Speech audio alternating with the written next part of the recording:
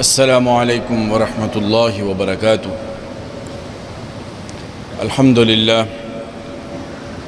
الحمدللہ رب العالمین، والصلاة والسلام علی اشرف الرسل وخاتم الانبیاء والمرسلین وعلی آلہ واصحابہ اجمعین، اما بعد فاعوذ باللہ من الشیطان الرجیم، بسم اللہ الرحمن الرحیم۔ النبی اولا بالمؤمنین من انفسہم وازواجہ امہاتہم، وقال تبارک وتعالی ان اللہ وملائکتہ یصلون علی النبی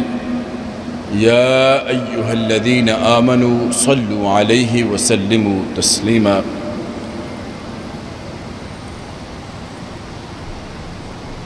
قابل قدر سامعین محترم، گزشتہ جمعات سے حضور سرور دو عالم صلی اللہ علیہ وآلہ وسلم کی سیرت، آپ کا اسوہ حسنہ، آپ کے اوصاف، فضائل، مناقب، انہی موضوعات پر گفتگو جاری ہے، اور آپ صلی اللہ علیہ وآلہ وسلم کے امت پر جو حقوق ہیں ان کے حوالے سے بھی گفتگو ہو گئی۔ انہی حقوق میں سے ایک اہم حق کا تذکرہ آج ہوگا، اور وہ حق ہے آپ صلی اللہ علیہ وآلہ وسلم کا امت پر، کہ امت آپ کے احسانات کو پیش نظر رکھتے ہوئے، ان کو یاد کرتے ہوئے، آپ کی ذات اقدس پر درود و سلام پڑھے، اور اس درود و سلام میں کثرت کرے۔ یہ آپ کا اپنی امت پر ایک حق ہے کہ امت آپ صلی اللہ علیہ وسلم کے جو امت پر احسانات ہیں، امت تک دین پہنچانے کے لیے جو قربانیاں ہیں، ان کو سامنے رکھتے ہوئے،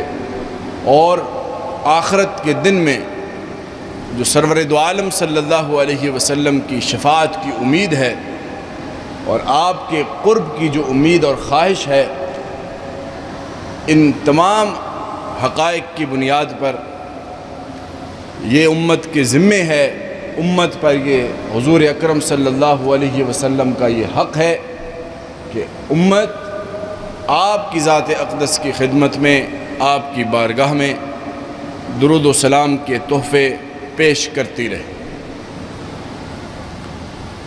سامعین محترم، یہ ایک ایسا حق ہے، یہ ایک ایسا کام ہے جس کا حکم خود اللہ رب العزت نے کتاب مقدس میں ارشاد فرمایا، اور حکم دینے سے پہلے اللہ رب العزت نے اپنے بارے اور اپنی نورانی مخلوق فرشتوں کے بارے میں یہ فرمایا کہ وہ بھی اپنے پیارے حبیب صلی اللہ علیہ وسلم کی ذات اقدس پر درود بھیجتے ہیں۔ ان اللہ وملائکتہ یصلون علی النبی، اللہ رب العزت کی ذات اور اس کے فرشتے صلاۃ بھیجتے ہیں، درود بھیجتے ہیں اپنے پیارے حبیب صلی اللہ علیہ وسلم پر۔ یہ ایک الگ بحث ہے کہ صلاۃ کی نسبت اللہ کی طرف ہو تو اس کا معنی کیا ہوتا ہے، فرشتوں کی طرف ہو تو اس کا معنی کیا ہوتا ہے، اور امت کی طرف ہو تو اس کا معنی کیا ہوتا ہے، لیکن لفظ قرآن نے صلاۃ کا ہی ذکر فرمایا۔ اس کے بعد فرمایا یا ایہا الذین آمنوا صلوا علیہ وسلموا تسلیما، اے وہ لوگو جو ایمان لائے ہو، اللہ بھی رحمتیں بھیجتا ہے اپنے حبیب پر، اس کی نورانی مخلوق فرشتے بھی درود بھیجتے ہیں اس کے حبیب پر۔ ایمان والو، تمہیں بھی یہ حکم دیا جا رہا ہے کہ صلو علیہ وسلموا تسلیما، اس ذات بابرکات پر درود بھی پڑھو اور سلام بھی پڑھو۔ ایک صحابی ہیں کعب بن عجرہ رضی اللہ تعالی عنہ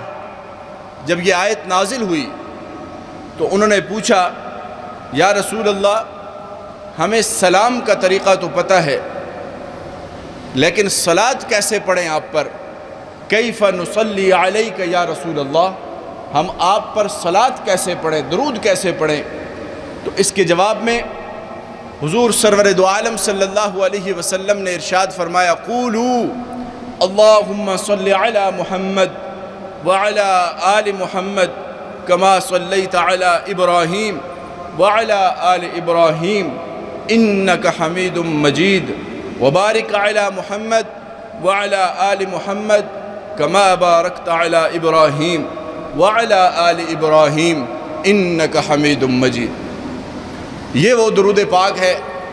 جو ہم نمازوں میں بھی پڑھتے ہیں۔ عام طور پر ہمارے گھر کے بچے کو یہ درود یاد ہے، اور یہ درود اتنی عظمت والا ہے کہ اس کے الفاظ احادیث صحیحہ سے ثابت ہیں اور حضور اکرم صلی اللہ علیہ وسلم کی لسان اقدس سے جاری ہوئے ہیں۔ درود کے سارے صیغے، جتنے بھی صیغے استعمال ہوتے ہیں درود پاک کے لیے، ہر ایک کی اپنی اہمیت اور اپنا درجہ، لیکن اس درود کی خاص اہمیت اور معنویت اس اعتبار سے بھی ہے کہ یہ الفاظ خود لسان نبوت سے امت کو عطا کیے گئے ہیں کہ ان الفاظ کے ساتھ حضور کی ذات اقدس کے اوپر درود پڑھنا ہے۔ ہم انہی الفاظ کے ساتھ نماز میں درود پڑھتے ہیں، اور عام حالات میں بھی جب صحابی پوچھ رہے ہیں کہ ہم کیسے صلاۃ پڑھیں تو اللہ کے نبی یہی الفاظ سکھا رہے ہیں۔ دوسرا جو سبب ہے یا دوسری جو فضیلت ہے آپ صلی اللہ علیہ وسلم کی ذات اقدس پر درود پڑھنے کی، وہ یہ ہے کہ احادیث مبارکہ میں آتا ہے کہ جب کوئی بندہ حضور اقدس صلی اللہ علیہ وسلم کی ذات اقدس پر درود پاک پڑھ رہا ہوتا ہے تو فرشتے اس بندے کے لیے دعا کرتے ہیں اور اس کے لیے مغفرت طلب کرتے ہیں۔ حضرت عامر ابن ربیعہ رضی اللہ عنہ سے روایت ہے، انہی الفاظ کے ساتھ یہی مفہوم ہے کہ جس وقت کوئی بندہ سید دو عالم صلی اللہ علیہ وسلم کی ذات اقدس پر درود پڑھتا ہے، اللہ کی وہ نورانی مخلوق اس بندے کے لیے دعاؤں میں مشغول ہو جاتی ہے اور اس کے لیے مغفرت طلب کرتی ہے۔ تیسری چیز کہ جو اس کی فضائل میں بھی آتی ہے، اور وہ ان اسباب میں کہ جن کی وجہ سے ہم نے درود کی کثرت کرنی ہے، حضور اقدس صلی اللہ علیہ وآلہ وسلم کا ارشاد حضرت عبداللہ ابن مسعود رضی اللہ تعالیٰ عنہ سے مروی ہے۔ آپ فرماتے ہیں کہ رسول اکرم صلی اللہ علیہ وسلم نے فرمایا اول الناس بی یوم القیامت اکثرہم علی صلاۃ، کہ قیامت والے دن میرے قریب وہی ہوگا جو میرے اوپر کثرت سے درود پڑھتا ہو۔ ہم میں سے ہر ایک کی خواہش ہے کہ حضور اقدس صلی اللہ علیہ وسلم کی ذات اقدس کا قرب ہمیں نصیب ہو جائے۔ وہ اس دنیا میں رہتے ہوئے بھی ہم میں سے ہر ایک کی خواہش ہے کہ بار بار ہمیں ادب و احترام کے ساتھ حضور اقدس صلی اللہ علیہ وسلم کے روضہ مطہرہ پر حاضری نصیب ہوتی رہے۔ ہم دنیا میں رہتے ہوئے بھی یہ خواہش رکھتے ہیں، اور آخرت والے دن بھی ہمیں اسی امید پہ ہے کہ اللہ رب العزت ہمیں حضور کا قرب نصیب فرمائے۔ اور حضور اکرم صلی اللہ علیہ وسلم اپنے قرب کے لیے وظیفہ بتا رہے ہیں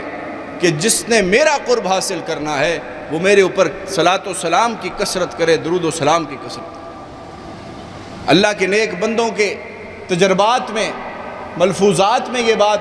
کئی جگہ لکھی ہوئی ملتی ہے کہ جس نے آپ کی ذات اقدس پر درود و سلام کی کثرت کی، اللہ رب العزت نے بار بار حضور اکرم صلی اللہ علیہ وسلم کی خدمت میں حاضری اس کو نصیب فرمائی۔ تو اس اعتبار سے یہ بھی ایک فضیلت ہے حضور اکرم صلی اللہ علیہ وسلم کی زبان سے مروی ہے کہ آپ پر درود پڑھیں گے تو آپ کا قرب نصیب ہوگا۔ یاد رکھیے گا سامعین محترم، قیامت والے دن انسان کے پاس سوائے اللہ کی رحمت اور اللہ کے فضل کے اور کوئی چیز نہیں ہوگی جس کے ذریعے سے اس کی بخشش ہو سکے۔ ہاں، ایک دوسری امید ایک امتی کے دل میں یہ رہتی ہے کہ حضور اکرم صلی اللہ علیہ وسلم اگر میری شفاعت کر دیں، میری سفارش کر دیں تو بات بن سکتی ہے۔ تو اگر حضور کی شفاعت چاہیے، حضور کا قرب چاہیے، حضور کی سفارش چاہیے، اس کے لیے بھی یہ لازمی ہے کہ درود پاک کا اہتمام کیا۔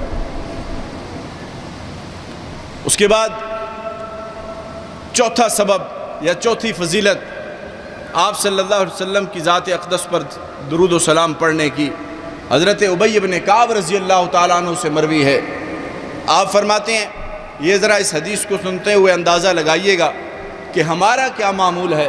ہم کتنا درود پڑھتے ہیں، کتنا سلام پڑھتے ہیں، ہم آپ کو کتنا یاد کرتے ہیں۔ امید تو ہمیں ہر وقت یہی ہے کہ بس ہمارے پلے کچھ نہیں، وہ سفارش کریں گے، اور ہم ہر وقت اس بات کا دعویٰ رکھتے ہیں کہ ہم حضور سے محبت کرنے والے ہیں، لیکن صحابی کی محبت کا اندازہ کیجئے، صحابی کے درود و سلام کی مقدار کو سنیے، کس تعداد میں اور کس مقدار میں وہ درود پاک کا اہتمام کرتے ہیں، اور اس پر حضور اکرم صلی اللہ علیہ وسلم کیا ارشاد فرماتے ہیں۔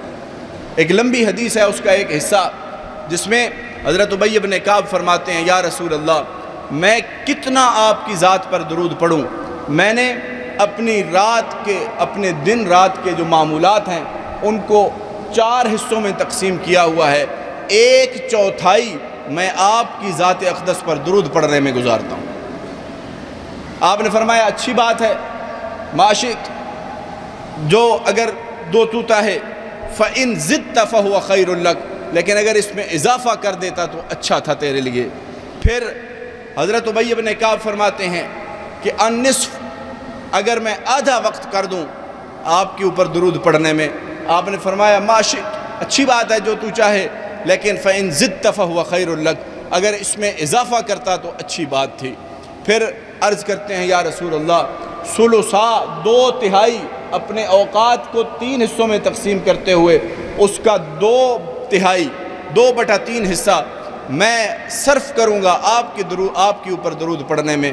آپ نے پھر وہی ارشاد فرمایا، معاشت فَإِن زِدْتَ فَهُوَ خَيْرٌ لَكَ، اچھی بات ہے جو تو چاہے، لیکن اگر اضافہ کرتا تو اچھی بات تھی۔ لیکن پھر صحابی عرض کرتے ہیں، یا رسول اللہ، اب میں سارے معمولات کا وقت آپ پر درود پڑھنے میں لگاؤں گا اور کوئی کام نہیں کروں گا۔ اجعل لک صلاتی کلہا، سارے کا سارا وقت آپ کے لیے درود پڑھنے کے لیے مختص کر دوں گا۔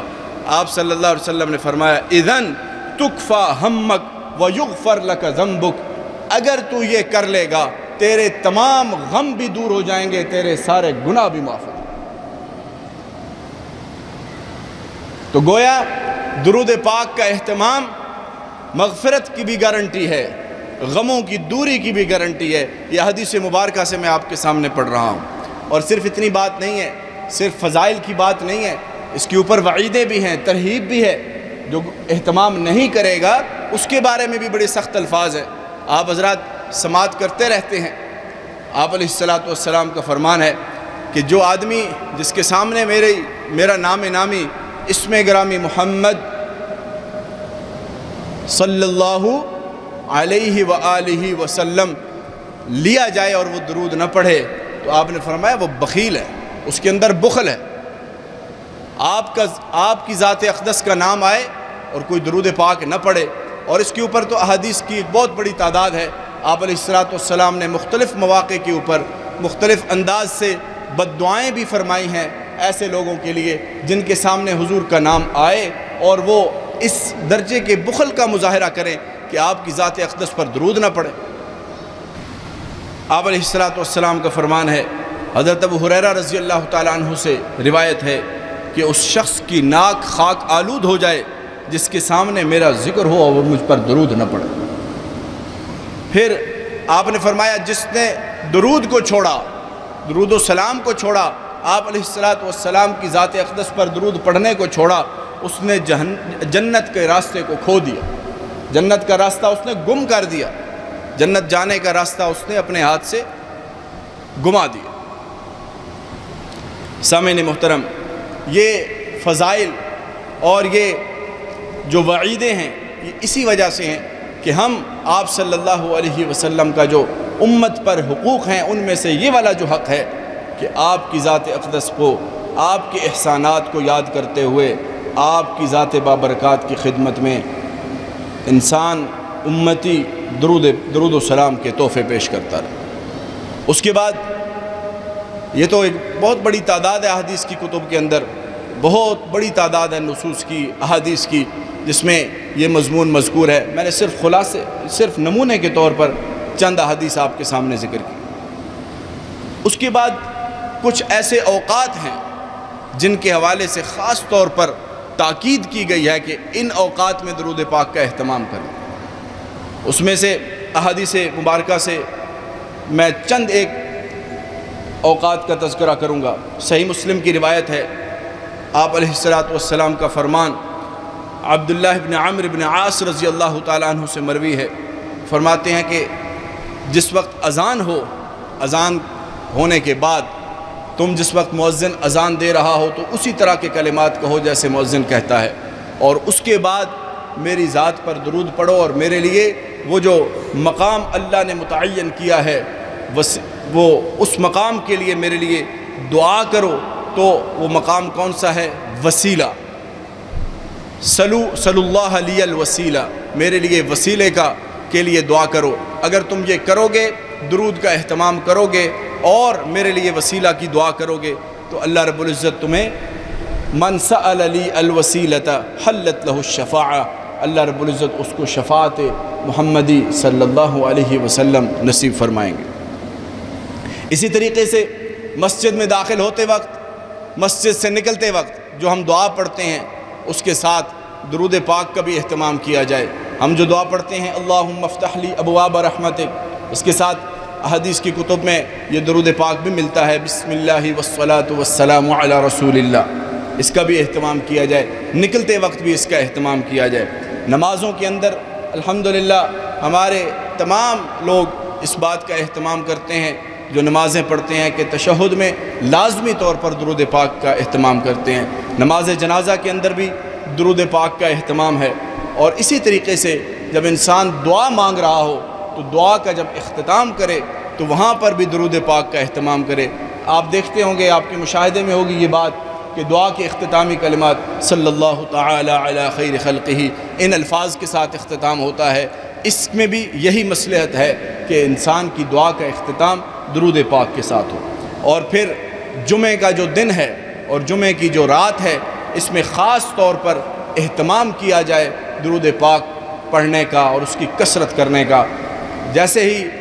مغرب، جمعرات کی مغرب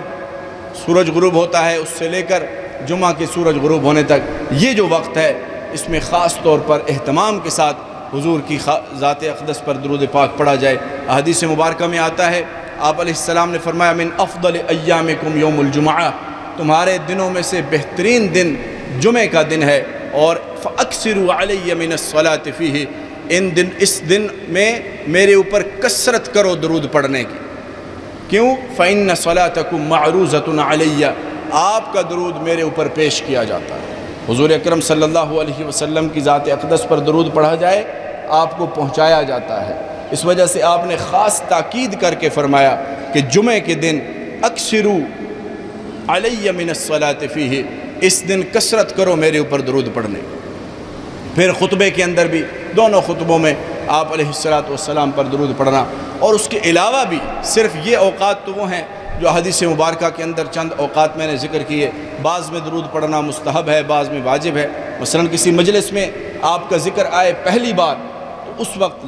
فقہاء نے لکھا ہے کہ اس وقت درود پڑھنا واجب ہوتا ہے کہ پہلی بار آپ کا تذکرہ آیا۔ بعد میں اگر پڑھے تو بہت اچھی بات ہے، ثواب کا اور اجر کا کام ہے، مستحب ہے، لیکن اگر رہ بھی جائے تو کم از کم وہ ترک واجب کا مرتکب نہیں ہو۔ اور ورنہ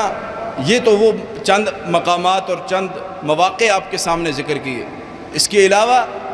ہر لحظہ، ہر گھڑی، ایک حدیث مبارکہ کے اندر آتا ہے، آپ علیہ السلام نے فرمایا کہ حضرت ابو ہریرہ سے روایت ہے، ایسی مجلس جس مجلس کے اندر نہ اللہ کا ذکر ہو، نہ میری ذات پر درود پڑھا جائے، اور وہ مجلس ختم ہو جائے اسی طرح سے، تو وہ ندامت اور نا امیدی والی مجلس ہے۔ ایسے لوگوں کے بارے میں قیامت والے دن اللہ چاہے تو ان کو بخش دے، اللہ چاہے تو ان کو عذاب دے۔ یعنی ہماری مجالس کے اندر بھی اس کا اہتمام ہو کہ ہم جب بیٹھیں تب بھی ہم اللہ کا نام لے کر حضور کی ذات پر درود پڑھ کے بیٹھیں، اور جب اختتام ہو تب بھی آپ علیہ السلام کی ذات پر درود پڑھیں۔ ہمیں جو دعا سکھائی گئی ہے، دعائے کفارہ مجلس، وہ اس لیے ہے کہ جب ہم دعا کسی بھی مجلس کا اختتام کریں تو ہمارے اس مجلس کے اندر جو چھوٹی موٹی کوتاہیاں ہوئیں، کوئی ایسے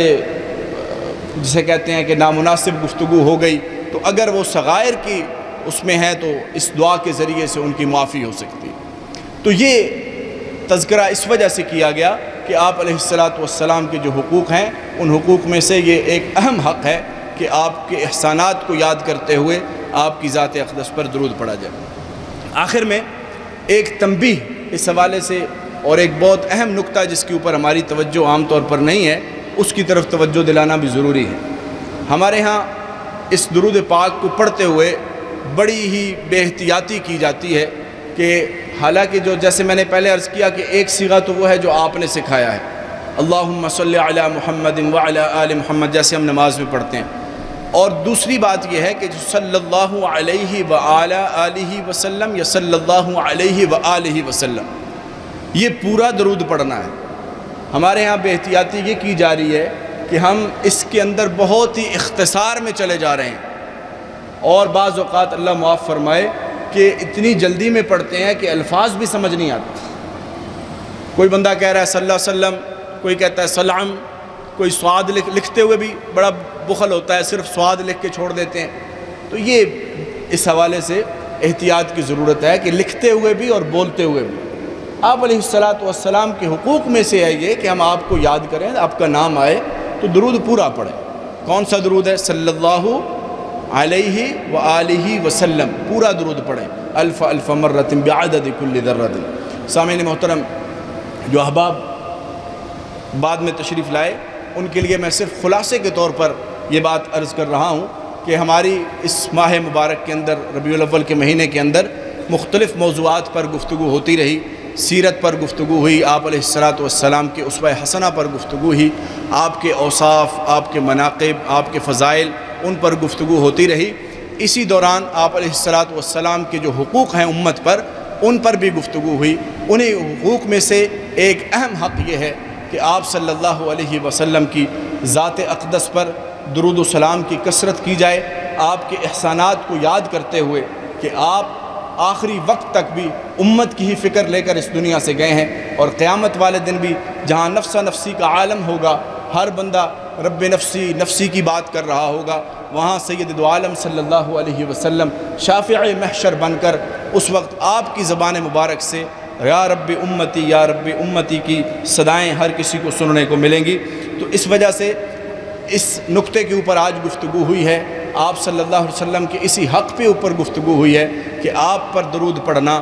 آپ کی ذات اقدس کی خدمت میں درود و سلام کے تحفے بھیجنا کتنا ضروری ہے۔ اور یہ صرف آپ کا حق نہیں ہے، اس میں ہماری احتیاج بھی وابستہ ہے، ہماری ضرورت بھی وابستہ ہے۔ آپ علیہ السلام کا ہی فرمان ہے کہ جس نے میرے اوپر ایک درود پڑھا، ایک بار درود پڑھا، اس کو اللہ رب العزت اس کے اوپر 10 رحمتوں کا نزول فرمائے گا۔ ایک حدیث مبارکہ کے اندر یہاں تک آتا ہے، 4 انعامات کا ذکر ہے۔ جو آدمی ایک بار درود پڑھے گا، اللہ رب العزت اس کی 10 نیکیاں لکھیں گے، اس کے 10 گناہ معاف کریں گے، اس کے 10 درجے بلند کریں گے، اور 10 مرتبہ اس کے اوپر رحمت کو نزول فرمائیں گے۔ تو یہ آج کی گفتگو کا خلاصہ ہے کہ ہم نے اس اہم نقطے کے اوپر بھی غور کرنا ہے۔ ہمارے ہاں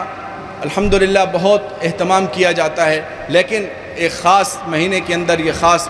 دن کے اندر تو ہم بڑا اہتمام کرتے ہیں، لیکن باقی ایام کے اندر اس میں کوتاہی نظر آتی ہے۔ تو آپ علیہ السلام کا یہ امت پر حق ہے، آپ کے احسانات اس قدر ہیں کہ آپ کا جب بھی نام نامی آئے اور اس میں گرامی محمد صلی اللہ علیہ وآلہ وسلم، تو اس وقت پورا درود پاک اہتمام کے ساتھ ہر بندہ پڑھے۔ اللہ رب العزت ہمیں حضور اقدس صلی اللہ علیہ وسلم کے تمام حقوق ادا کرنے کی توفیق نصیب فرمائے، آپ کے احسانات کو یاد کرتے ہوئے آپ کی ذات اقدس پر زیادہ سے زیادہ درود و سلام کے تحفے بھیجنے کی توفیق نصیب فرمائے، دنیا میں بھی آپ کے گھر کی بار بار حاضری ہمیں نصیب فرمائے، آخرت میں بھی حضور اکرم صلی اللہ علیہ وسلم کا قرب اور ہر حوالے سے ہمیں آپ کی شفاعت ہمیں نصیب فرمائے۔ وآخر دعوانا ان الحمدللہ۔